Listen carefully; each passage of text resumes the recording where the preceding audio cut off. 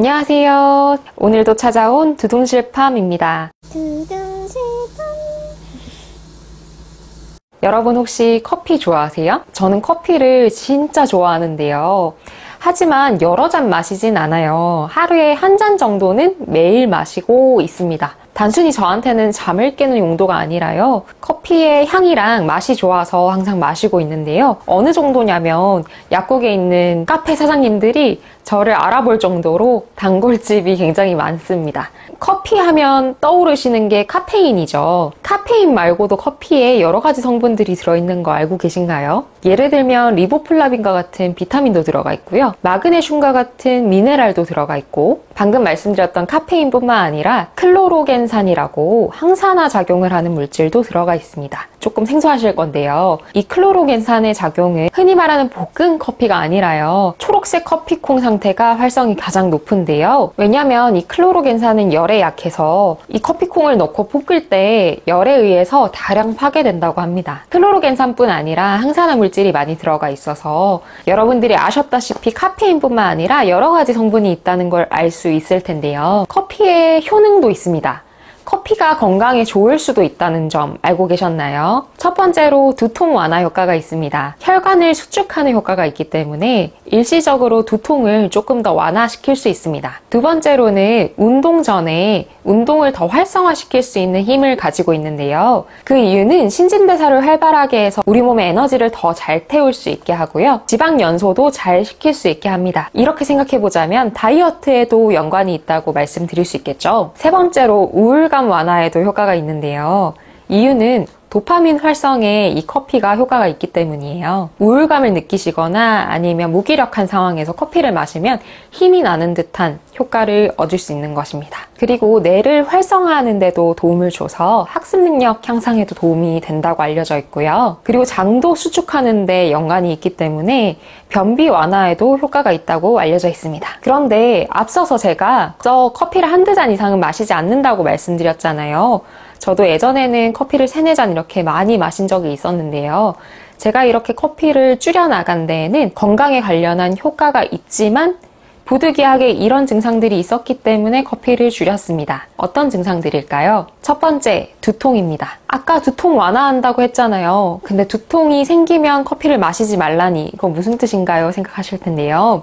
아까 혈관을 수축하면 일시적으로 두통을 완화시킬 수 있다고 말씀드렸는데 이 수축된 상태가 계속 지속되다 보면 오히려 두통을 발생시킬 수 있고요. 그리고 카페인이 들어오지 않으면 두통이 발생하는 이런 부작용도 생기게 됩니다. 두 번째로 속쓰림과 역류성 식도염과 같은 증상이 있었는데요. 콕콕 쑤시는 듯한 통증이 있는 경우와 그리고 위에서 위산이 올라오는 듯한 타는 듯한 속쓰림이 있으신 분들은 커피를 좀 더 줄이셔야 할 필요가 있습니다. 물론 커피를 갑자기 줄이시면 금단 증상처럼 두통이 오거나 이런 증상들이 있을 수 있거든요. 그러니까 서서히 줄여나가시는 것을 추천드립니다. 자, 이제 제가 약사니까 커피를 많이 마시면 부족해질 수 있는 영양 성분들을 좀 알려드려야겠죠. 첫 번째로는 마그네슘입니다. 마그네슘은 신장에서 빠져나가게 되는데 이 커피를 마시게 되면 좀 더 많이 빠져나가거든요. 그래서 커피를 자주 많이 드시는 분들한테는 이 마그네슘이 부족하기 되게 쉽습니다. 마그네슘이 부족하게 되면요, 눈밑이 떨린다든지 아니면 마그네슘이 호르몬 대사에도 연관되기 때문에 우울감이 느껴진다든지 아니면 근육이 이완이 잘 안 되니까 운동한 근육이 잘 안 풀린다든지 이런 증상들이 있을 수 있으니까 꼭 한번 생각해 보시고요. 두 번째로는 비타민 B6, 비타민 B9과 같은 비타민 B군이 부족해지는 것입니다. 비타민 B군은 여러분들이 잘 아시다시피 수용성 비타민이에요. 그래서 커피를 많이 드시게 되면 그만큼 많이 빠져나가게 되는데요. 왜 이 비타민 B6와 B9이 많이 소모가 되고 부족해지면 문제가 되느냐? 이건 호모시스테인을 한번 생각해 볼 필요가 있습니다. 비타민 B군들이 호모시스테인의 농도와 함께 굉장히 중요시되고 있거든요. 이 호모시스테인은 메티오닌이라는 아미노산이 시스테인으로 바뀔 때 생성되는 것인데요. 반대의 과정으로 가기도 합니다. 이 호모시스테인이 적당히 있을 때 그리고 스스로 우리 몸에서는 없애고 다시 생성하고 이렇게 되기 때문에 문제가 없지만 과량 생성되게 되면 이것이 혈관에 문제를 일으키게 되는데요. 쉽게 말씀드리면 이 호모시스테인이란 물질이 혈관벽을 손상시키게 되면 혈전이 생기기 쉬워요. 이 혈전 자체가 발전하게 되면 심혈관계 질환을 일으킬 수 있기 때문에 반드시 주의가 필요합니다. 이 호모시스테인 농도는 비타민 B6와 B9이 부족한 사람에게서 더 증가하는 것으로 알려져 있고요. 또 반대로 비타민 B6와 B9을 충분히 공급해주면 호모시스테인의 농도가 적절히 조절되는 것을 알 수 있습니다. 여러분들이 드시는 영양제에 비타민 B6, B9 포함되어 있는 경우 굉장히 흔해요. 한번 뒷면 확인해 보시고요. 조금 더 신경 써서 커피 많이 드시는 분들은 챙겨주신다면 좋을 것 같습니다. 나는 영양제로는 싫다, 음식으로 챙길 수 없느냐라고 물어보시는 분들은요, 콩류나 살코기 그리고 유제품에 많이 포함되어 있으니까요, 특히나 신경 써서 섭취해 주시길 권장드립니다. 여러분, 제가 오늘 먹고 온 커피 아이스 아메리카노를 주로 마시는데요.